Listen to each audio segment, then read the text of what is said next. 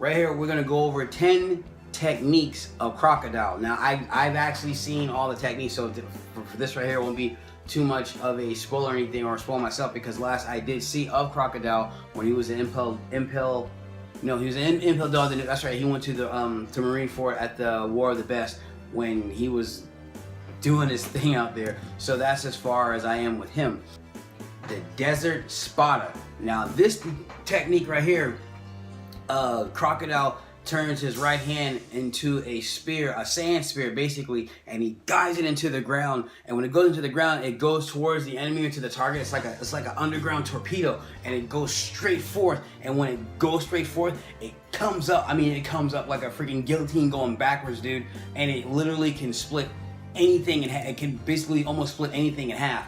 And also, when the actual the blade itself on his hand is actually sharp enough to actually split a human in half. That's pretty damn sharp. In translation, desert spotter means treasured sword of the desert. Now the next technique here that crocodile uses is called the desert carousel.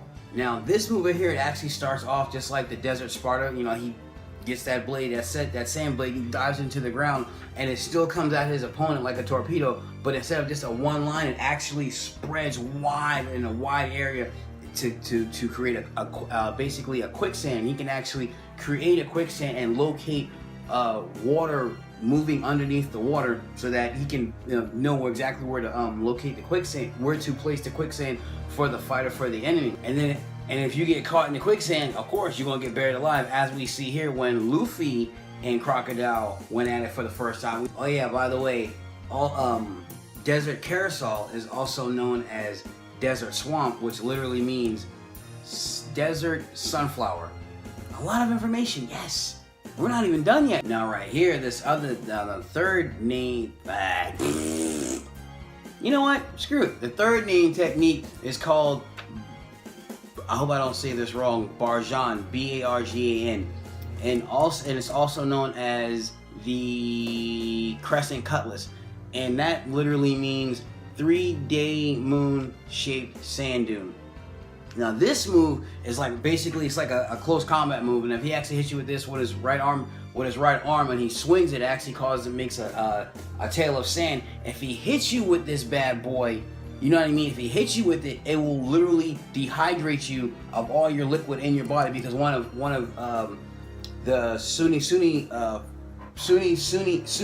Nome fruit ability, devil fruit ability, is to absorb all the liquid and moisture from something or from someone. So when this cutlass hits you, it automatically sucks all the moisture out of your body. Now here we see Crocodile actually using the crescent-shaped sand dune on Luffy, and we can see how it actually affected Luffy, and luckily it only hit Luffy's arm. Imagine if that just at that one moment that attack hit his whole body. Well, we all know how Luffy looks when he's dehydrated. Yeah. This one here is called Sables. Now this technique here is also translated sable as well, but its actually meaning is sandstorm. Now with this technique, he can actually create a freaking tornado like right in his freaking hands, and he's shouting, slinging at somebody. You know what? You pissing me off, dude. And yow, just slap the shit out of somebody with a damn tornado. Man, you piss me off, man. Damn tornado, get the hell out of my damn face. But yeah, that's what Sable does, and with this ability, as he also can be in the middle of it, make himself the epicenter of this maneuver, this Sable's this tornado. When he sends it on a rampage in whatever direction he wants it to go, once it gains so much strength and so much power, he himself can't even control it. That'll let you know how strong this devil fruit ability really is. Now this next technique is honestly pretty damn cool. It's called ground secco, or it's also called wasteland trimmer, and it's literally just straight up means drying up. Here, Crocodile takes both his hands, puts them on the ground, and with this huge area, dude, he literally dries up the entire area of moisture on the actual ground itself. And of course, once it dries up and is absorbed of all its moisture, everything around him, everything comes very, very brittle. So very easily things crumble, the ground crumble, buildings crumble, and with that, because it's such a huge area, Crocodile's actually has actually had issues in the past because the area, he really can't control how much of the area is going to be affected. Many of his own crewmates, his own guys that he's fighting with, has actually been affected and fell victim, falling underground due to the damn due to this ability. That's crazy, right? I mean, dude, one of the awesome things about the Suni no Mi fruit is that it said that this is one of the only Logia fruits that has so many variations of abilities and techniques. I'm gonna get right back to it. This next technique here is called Ground Death, and it's a stronger version of Ground Seku. But Ground Death, also known as, I love this, Wasteland Cataclysm. You mess around, you get in front of that, well, you are gonna have an issue. Now the meaning of this is Erosion Samara. Do with it as you will. Now with this ability, it's just a stronger version of Ground Seku, where he puts his hand on the ground, he dries up everything around him, and it's dehydrated and it crumbles. But with this ability here, this technique here, Ground Death, he basically puts his hand down, dehydrates everything around it, absorbs all of his moisture. But if it's in contact with the ground, if it has consistent contact with the ground, it doesn't just dehydrate and just crumble, it actually turns to sand. So with that, besides the fact of destroying, he can make an option. I'm not only just going to destroy it, I'm going to turn it into something I can utilize and then still manipulate it. And no matter how big the structure is, the environment and the ground, he still can manipulate the sand and to do whatever he wants. So man, honestly, you say what you want, man. I see why Crocodile was such a freaking adversarial foe for Luffy, man. His ability was just astounding. Now, the next technique here is called, I hope I'm saying it right, Desert in Isairo, which basically means desert prison. Please don't butcher me too bad if I completely just tore that name up just now. But basically this technique here is when basically Crocodile grabs that ass and he absorbs you of all your liquid and of all the liquids in your body. You see here he's doing it here to this marine, and we also know who's the main person who got affected by this move.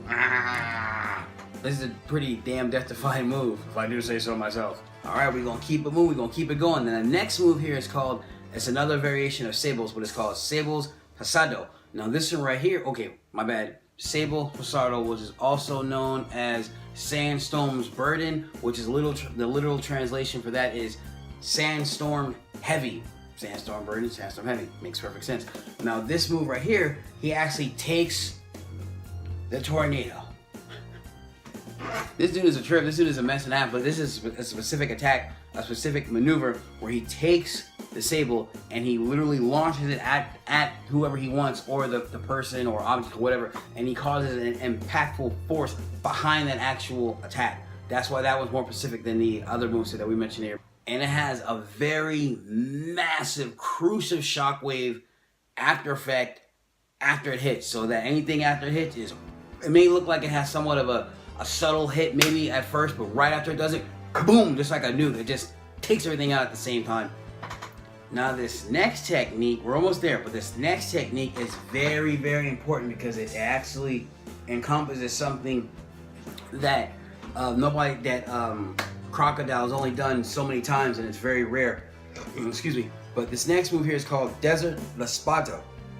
Now this one here is the other name of it is also called the Desert Slasher and the Desert Rapier. Now the literal translation of this bad boy, you gotta give me a second because I actually gotta remember this one. It's called the Adamant Treasured Sword of the Desert. This guy's got some really, and this is only my first real detail, so I'm like really, like, oh my gosh, there's so much stuff, but the characters in One Piece is abundant, so I know I have a long way to go. But honestly, I really like knowing the details of the character as far as their move is concerned, what their abilities are, and what they can do, because I don't want to just be an average consumer of One Piece and of the character say, oh, they can do this, they can do that. No, I want to be able to say, this is what they do, this is why they do what they do, this is when they did what they did, this is how many times they can do what they did, this is all the things they can do, if you understand what I'm saying. Yeah, I'm picking up what I'm putting down. Can you? Now this move is another altered version of the Desert Spada. Now with this move, he doesn't just make one sand spike, one weapon with sand. Now this is the unique thing about this move, this actual technique.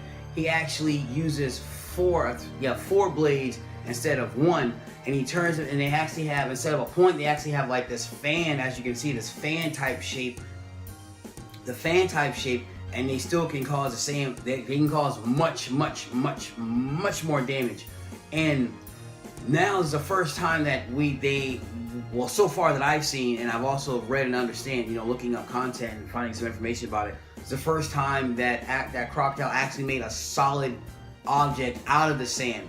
You can actually see the blades. Usually, you know, you see him making objects to do whatever, and it's just sand, brown sand. But here, you can actually see the blades. You can see the silver, so it's actually a solid object. So why that's so significant? Because he's a Logia type character, and being in fact it's sand. I guess it's never been done, so that's why it's such a big thing. But I mean, when you think about it, I mean, what does sand come from? Sand comes from hard material. I would figure that he could, I mean, to me, I would figure that he could actually make something that's really hard, because it's sand, and, you know, sand derives from things that are solid. And also, being the fact he can make, you know, they're solid. If he gets hit with a really significant, powerful hit, they will shatter. Just like glass. Okay, now we have his last move set right here. Now this one here is called Desert Grand Spada, or another way you can call it, Desert Granda Espada. Because technically, you know, well, not technically, but Desert Grand Spada. Now this one literally means large sword of the desert. Now this is another enhanced, altered version of the Desert Spada. Now here, once again, instead of it slicing everything in its path and going forward and coming up, here, this bad boy goes to one specific spot, and with great speed and great force, it comes straight up. As you can see here, Mr. Kinu, that's so he wasn't even fast enough to dodge this bad boy. That's how efficient and how fast Crocodile is. People sleep on this dude, and I know Luffy beat him. I know he was early on, but still, regardless, his abilities and what he was able to do, regardless, even after the fight with Luffy, after he broke out of prison of Impel Down and on the battlefield of the War of the Best of Manafort, he still showed great ability and great strength. He freaking, old boy's about to chop off his head. He reflex, being a beast that he is, he reflex, didn't even have to move. You try to chop off my head, it's right back on. You know what I'm saying? He actually stopped these guys from fighting when he wanted Luffy to get to where he needed to get to. So I don't want anybody thinking on Crocodile, but I like Croc. I dig the Desert King. I dig him. Now I appreciate you guys hanging here with me and just taking time and really watching, and those of you that appreciate my time for putting out this content, because I cannot lie to you, this does take some work, and it did take some time from last week to this week to do this video, and even if it's a little longer than a week, I wanted to really take some time and dive deep into this one, because I wanted to get my information correct, and I wanted to make sure I give it to you guys correct. Because I noticed that my issue is sometimes I can be so hasty to, oh, I want to do a video, look at my pretty posters, look at my pretty face. I give out information and it'll be incorrect because of hastiness, or I say something wrong consistently and don't even realize it. So I'm just gonna take my time and write down what I write and give you guys what I got, because I love doing this. I love getting out content. I love talking to you people, you know what I mean, and just sharing what I have and talking about what's on my mind.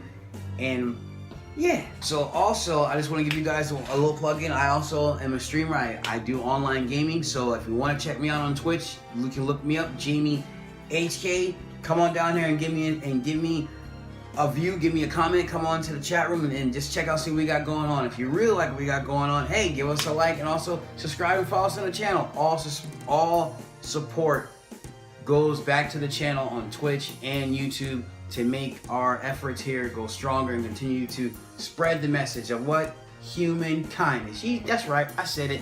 Deuce line, say it 2 times. We'll see you in the next one. Peace.